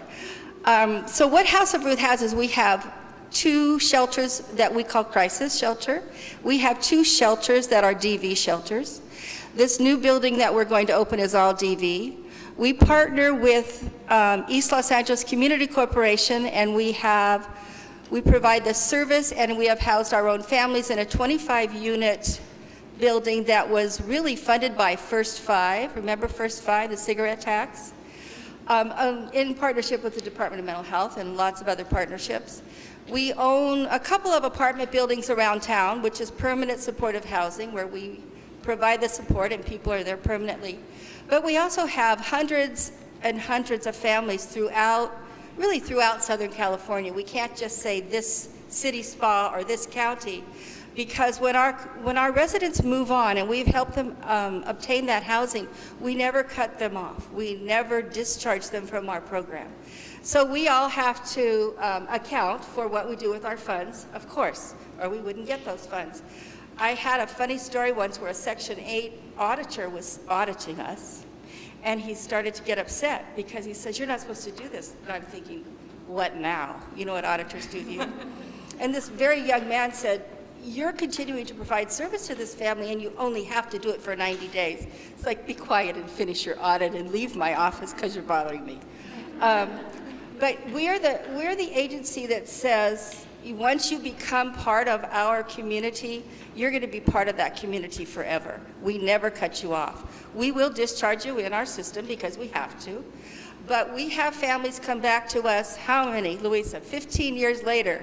25 years with a death, and they can't afford a funeral, or they're having problems with anything, and we will continue to step back into their lives and advocate for them. And I'm very proud of that. That's a unique facet. We have an ex-board member and his beautiful wife sitting here, and I will say that our board of directors work really hard so that I have funds that we can do whatever we want with. All of our funds are not government funds. Government funds are wonderful, government funds help you buy buildings and do all kinds of things, but they are limited and they're restricted. So without all the private funds we have, we would not be able to be this very heartfelt shelter that we really are. So when you come into House of Ruth, I often get asked by funders, usually foundation funders, well, how do you advertise? And you just want to laugh. It's like, advertise? We don't need to advertise. None of us need to advertise. We get our referrals from everywhere, the police department, doctors, schools, women on the bus, our own clients find other women who they know are in trouble and bring them to us, whether we have room or not. It's very personal and very heartfelt, as I've said before. Once you come in the door, everything you could possibly need is there for you. Nothing is charged. We are all low barrier programs, or we don't get our federal funding, but that's not a bad thing. So if you are using drugs or alcohol, you do not have to agree to stop. But when you come in and you move in, we are going to work very, very hard with you because you have kids, and there's other kids there. And there's a strong encouragement to begin to participate in a treatment. And if the mom really, or the dad really will not, we will have to partner with, again, the Department of Children's Services, because you're endangering your children. So I think each agency has a way that they work with the requirements, and we all know how to work within the road blocks and around them to get the needs of our families met. And that's how we do it with the families. We've most recently had a really terrifying experience of a young mom who was very, very suicidal. And through a whole lot of intense work of our case managers, we were able to get this though. This mom actually has some insurance. We had more trouble finding a mental health hospital to take her than if she was on Medi-Cal. Tell me what that's about. It's like, oh my gosh, she didn't have the right insurance. Long story. We partner with every agency that is out there, and most of the shelters do. You know, one of us will get all kinds of donations of something much more than we could ever use. So there's kind of a grassroots, underground cooperation among the shelters that is, I think, often not considered for the real value that it has. We all participate in what they call the continuum of care, and that's how our funds are federally given. The continuum in each big city gets so much money federally. It's administered through LASA. But it really is more than just something on paper. There really is a lot of cooperation and support. Many years ago, through real serious analysis of our families that we had been serving, we serve about 100 families a year, so that's 100 parents plus their children. It became very apparent that the majority of the women we were working with, at that point it was only women, became homeless due to domestic violence. So we kind of stopped and took our program and put it into the direction of really how to provide this very unique and very needed service to families suffering domestic violence. We are not the 30-day safe house, but we're the next step, because we all kind of do what we do very well. So if you are violently being abused, you don't come to us, you go to a shelter that's completely locked down. Nobody knows where they are. But when you're done, where do you go? Do you go back to the abuser, or do you go to a place like us? The other thing that's interesting is, this is a bit contradictory to what you're saying, Lori, because when you're a domestic violence family, it's very important to get out of the neighborhood. A whole lot to really get out of the neighborhood. We're in the middle of applying for some funding right now, and it's city funding, and they want to know what part of the city do you fund, and they'll only let us check one box. It's like, oh my God, this is so ridiculous, because our goal is, where are you from? Where is your abuser? Where are you in danger? And where do you need to be? And so if we take a family in that the abuser is too close, the first thing we do is a safety transfer to another shelter. So it's just a very unique and heartfelt experience to work with families. And the truth is, you see change in people the minute they are able to relax. And given the amount of abuse, the amount of emotional stability of the parent, that can happen quickly, that can happen over a long period of time. We had a family once, and this mom was a beautiful woman, but she could hardly speak. that is a mental health issue. You can hardly speak. You've been so traumatized. She stayed with us over a year in shelter, not moving into transition, because we do that also, but in shelter. And the day she came in my office completely happy, she had made a phone call on her own. So think about the depth of trauma that a woman has gone through that she's not able to call because she is so terrified of everything that could hurt her. She wasn't even able to call to make an appointment for her child to go to the doctor. Louise is shaking her head because we remember who that is. So our system of treatment or of service is a very, very intense case management model. We have staff who are very good at finding housing, doing this, and that's all perfectly well, but it's the case manager who is the main person in the family's life. They're the one that you really have to be able to be open with. If you can't share what's going on in your life, we really can't help. But we provide intense case management that as soon as I'm old enough to retire, I'm going to write a book about it, because nobody's written the book that I want to write. The way it really works, you know, it's not all the analysis. It's the fact that it works. That if people can be comforted and relaxed, it makes all the difference in the world. When I go speak to groups, and you know, you get these really dumb questions, and I'm not insulting anyone in the audience, but you know how you'll have somebody stand up and say to you, well, why don't they just get a job? It's like, yeah, right, okay, be patient, be patient. But what I like to say to a group is, have you ever helped anyone in your family, friends, associates with a bill that needed to get their car fixed or just couldn't make their rent? And the families that we serve don't have that person in their life, and we become that person in their life.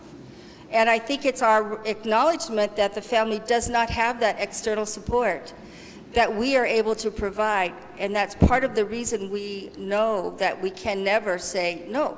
We can never let you go. If you need us, we will be there for you. There's so many, I would hope that everyone in this room goes home to someone or has someone in their life that loves and supports them, but there are so many people out there that don't. And that's the, what did you call it, the casserole, the non-casserole people.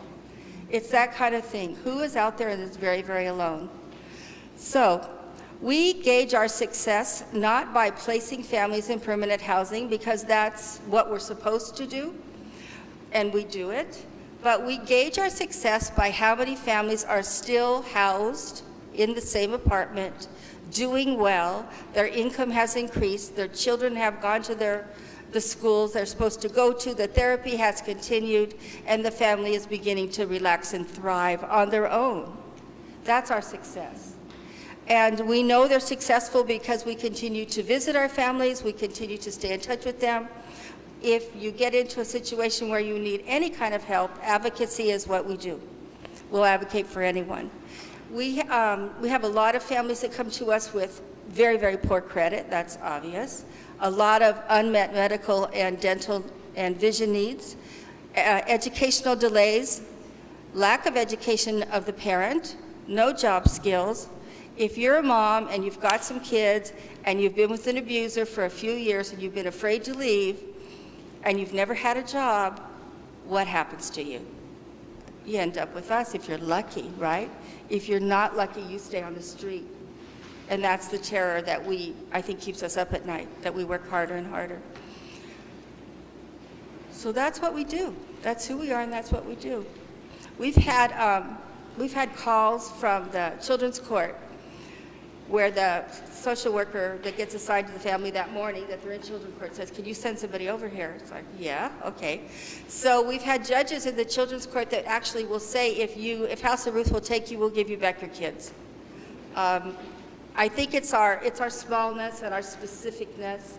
So I think that guarantees the fact that we have become so successful. But I also think there's room for all of us. There is so much need out there that we are all needed tremendously. So again, if anything I can do for any of your clients, let me know. Cheryl and I were talking about a funny experience when the LAPD began their HOPE team. And we have a lot of people living here, you know, by the freeway. And I've gone frequently with the LAPD to, they get in trouble and they call and I think, oh my gosh, you know, they're like 6 feet tall and they have all kinds of guns and I'm supposed to help them.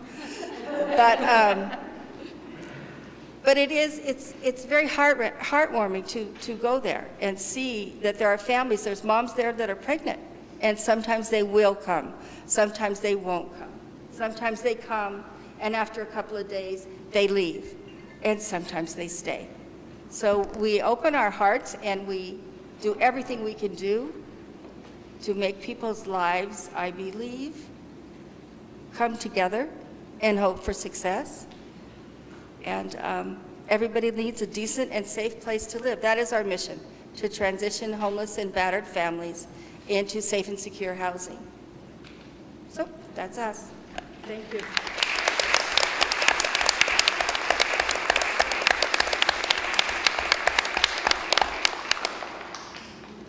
Thank you. Do we have questions for Sister Jennifer?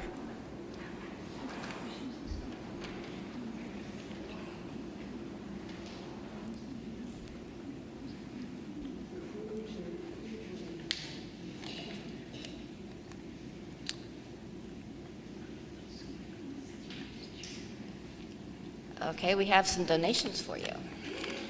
Whoa. Thank you. Well, thank you. That's perfect.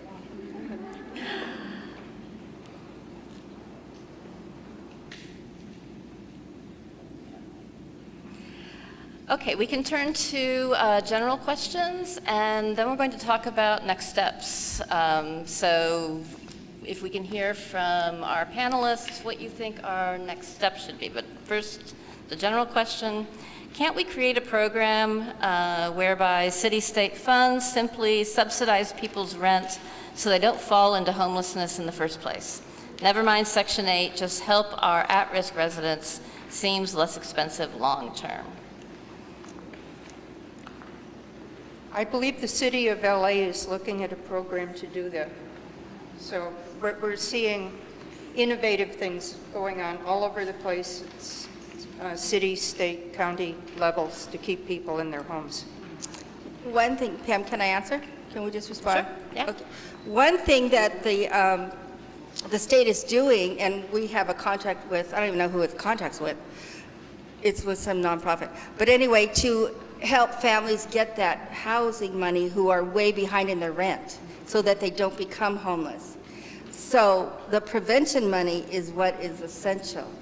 There is just, and you know, it's very amusing if you want to look at it that way. It's almost impossible, or has been over the years, it is impossible to have gotten prevention money. So once you're homeless, we can count you. Then we can give you money. It's like, oh my gosh. So the prevention money is essential. So much happened during quarantine. I think we learned a lot about prevention, and I'm hoping we'll take some of those lessons and use them. So that is one good thing that is happening. Yeah, I was just going to jump in and say we do have what's called problem-solving funding. It is a program that is essentially a prevention and a diversion program where we can evaluate an individual situation who is at risk of becoming homeless and possibly provide some back pay on rent, pay some back pay on utilities, provide grocery cards, gas cards. There's a plethora of different types of financial assistance that we can extend. So those programs, many of us who do hold LAHSA contracts are working with problem-solving funding right now. And then rapid rehousing is also a subsidy that does help. It's a temporary short-term subsidy, but it can be, depending on how it's run, for a year, where somebody who has a lower acuity and maybe isn't as chronically homeless can work, but they're just stuck in the vicious cycle of homelessness. They don't have enough money to get a deposit gathered together. I mean, it costs a ton of money to rent an apartment in Los Angeles for the, if you're on the street and you need a deposit. So anyways, the rapid rehousing funding can help get them into housing, and then it will pay for their rent, but it decreases on a scale over the course of that year until they finally take over their rent in its entirety. It's a program that sets people up for success. Great. Thank you for that. We have that I was just funding going to also. say, I was going to speak to them, so I'm so glad you covered the rapid rehousing. But within the Department of Mental Health, we have a program called Preventing Homelessness and Promoting Health. And it's a joint program between the Department of Health Services and the Department of Mental Health, which does provide, similarly flexible interventions depending on what the person needs are. And I really appreciate you speaking to kind of unrestricted funding, because that's sometimes what we need, is something that isn't tied up, that you only have to do it this way or you only have to do it that way, because every person is different. Every person needs something fundamentally different. And I appreciate the fact that sometimes it's just about how can I take care of my pet, and if I can take care of my pet, then I can stay in my home. And these are things that we don't often think about in terms of funding programs or services, but they're vital. It's essential that you have that kind of flexibility. We're all unique. We all have different needs. And what allows me to stay in housing is not going to be the same thing that allows someone else to stay in housing. So thank you for that. We have a question for Sister Sister Jennifer. Where do you get your funding from? How can people get placed at House of Ruth? We get our funding from any place I can find it. About a third of our funding is through LASA, which is the agency that takes all the public funding, the government, the city, the county, sticks it together. So I'll have a spreadsheet of all of our funding, and some of it's from H, some of it's from HHH, some of it's from HUD directly. So that's one way. We have a tremendous, when I hired someone to become our grants and finance manager, she'd come from a nonprofit background, and she was like speechless because we have so many private donors. So we have a great amount of private donors, which gives us that flexibility. And we have 2 full-time grant writers, and we go after every dollar that's out there. So we have a lot of foundation money coming in, corporation money coming in. But I think the job of the executives of all these agencies is to find money. All day long as we're looking for money. But that's where. And how do you get into House of Ruth? Well, since we are regulated in some of our systems, we can't be as free as we used to be. You need to call 211. 211 will give you a list of shelters. After you exhaust that list and you find nothing available, call us directly. And you can get in that way. We don't keep a waiting list because I feel that it's cruel, because you never know when somebody's going to move forward. So what we would do is, if we are full, I hate to do what we used to call paper social work, give somebody another list of phone numbers. And our case managers can work if they can find the time, and if the situation is desperate enough, get on the phone themselves to help a family find someplace where there's an opening. Most of the shelters we have a process where there's a lot of phone calls made in the morning. Who has room where for whom? So it's kind of a hit and miss. But to be that poor family, and I mean not poor economically, but somebody who needs help, and you call 211, oh please, it's not that helpful. You have a piece of paper for us, or are we going to use a microphone? Pat, did you want to use a microphone? Or are we stick with paper? Well, I think we're about wrapped up here. What we really want to consider is next steps. What can this community do? What can this committee do? I would like to say everyone that registered and everyone that leaves their email, you will be on a contact list for us. I think basically we need ideas. We need to know how we can help.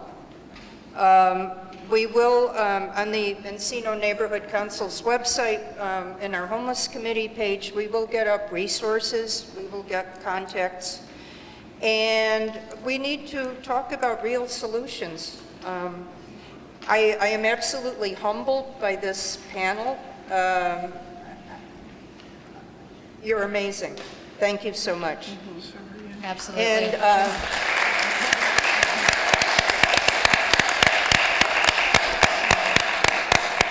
so, you know, hopefully we will all be in touch. If one of you knows of something where the community can help, we're not hard to find. And, you know, contact us. If you need advocacy for a city council motion, a state motion, I think we can find a lot of people that are glad to call. Pat? And it does make a difference. You know, I think we all know that politics is what gets it all done. Without the political connections, we get nowhere. But to just see all the folks that came today, that if there's some way you could take the council and get a broader constituency together, that could have more political, I think the more people you've got that you know that are going to show, that's how we're going to get a little more attention. Yes. I think it can be hard to know what to support, and so that's where we could use your help. If you could let us know if you know of bills that are coming up, or if you have recommendations for specific things that would be helpful aside from more money. More money's always good, right? If you can give us suggestions, even if it's down the road by emailing Pat so that she can spread it out to the rest of us.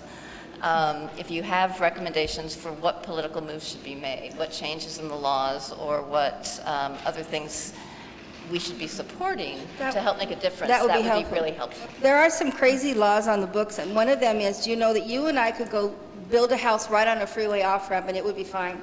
But we can't use public funds to build another shelter or an affordable housing unit within 200 or 500 feet of a freeway. Does that make any sense? County.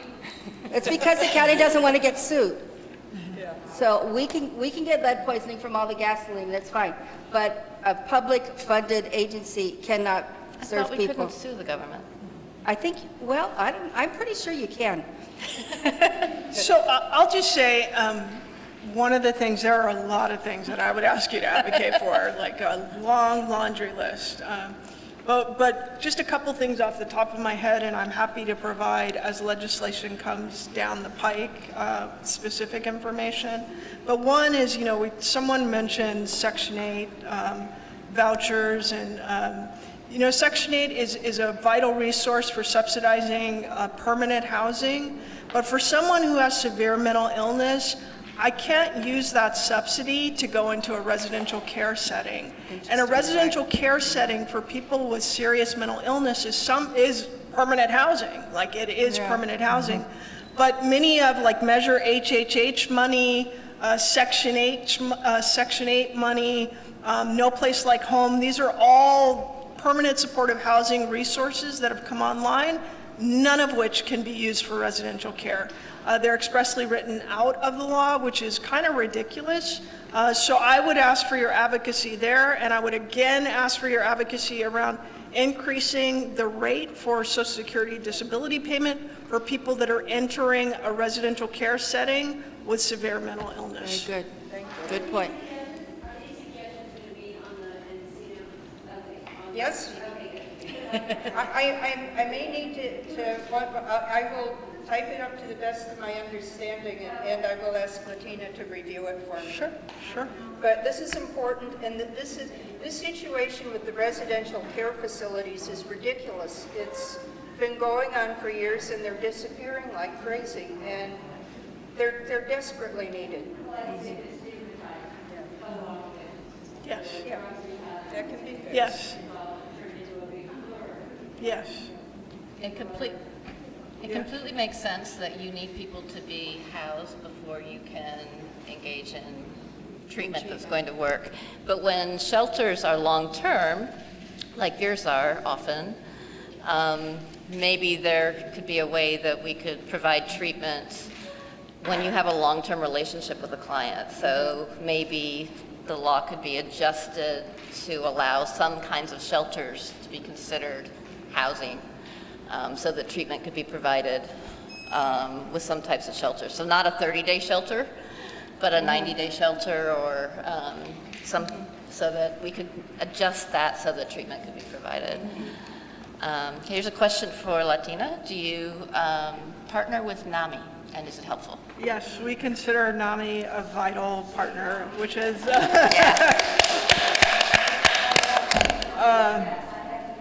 which is the National Alliance on Mental Illness. For those of you who may not know, it's, essentially family members coming together to support their loved ones that have mental illness and to support each other. They're a vital, vital partner. Thank you. Yeah, amazing. Right. And a great resource for legislative information, legislation that's coming down the pike that affects this arena, so. Okay, well, I want to thank all of you very much, our panelists, especially for your time today, for your insights, for your expertise. Thank you to the committee for all their work in putting this on, and for all of you for coming here today, for giving up time on your weekend, and for caring about this issue. Yes. And I think we have some closing comments. And thank you for our tech team as Yeah, well. the And whole so, they're amazing. Thank you so much. It is a real honor for the Sisters of Social Service to be able to have a gathering such as this, to be your partners as we work together to figure out these very, very important questions and challenges in our communities. Anyone who's here today who hasn't had a chance to see around, the property, Rochelle and some others will be happy to take you on a little tour. As long as you're here and you have a few extra minutes, please feel free to find out more about the place. And again, I just want to tell you, this is a hospitality center. One of our charisms as followers of the rule of St. Benedict is hospitality. Every person you meet is your brother or your sister. And we want you to know that, rules permitting in terms of where we are in LA County with the pandemic restrictions, you're welcome to come, walk around for a day, an hour, whatever. Nuestra casa es tu casa. We want to share this with you. We have been so blessed, and we want you to feel at home here. So, Patricia. Oh yeah, just an important thing. We are a one-way traffic all the way around the property. There is an exit on Gavin Street, so if you came in off of Lanai, just wherever you ended up, just keep on going. You'll go down beside the lake and then out the Gavin Gate. Yes, we do. It's more like a pond. Lake is kind of a big exaggeration, but anyway, you're welcome to stop, and if you can pull to the side, you can walk over and look at the pond and enjoy the lily pads, and you might see some ducks or whatever. This is this property is on the bird migration path, and it is so it's. We're on the Pacific Flyway. Yeah. So we have a lot of bird life and other animal life on the property. So when things settle down, hopefully very soon from the pandemic, we would love to have you come and appreciate what we've got here. Somebody's waving at me from the back. Is it materials? Yeah. Oh, yeah, there are copies of the center update every month. Holy Spirit Center publishes events and opportunities going on, so take one. There's plenty out there, and we hope we will see you again very soon. Thank you. Thank you. Thank you all. Oh, one more?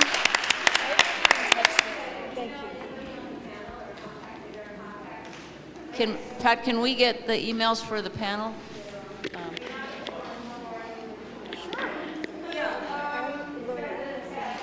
a good idea.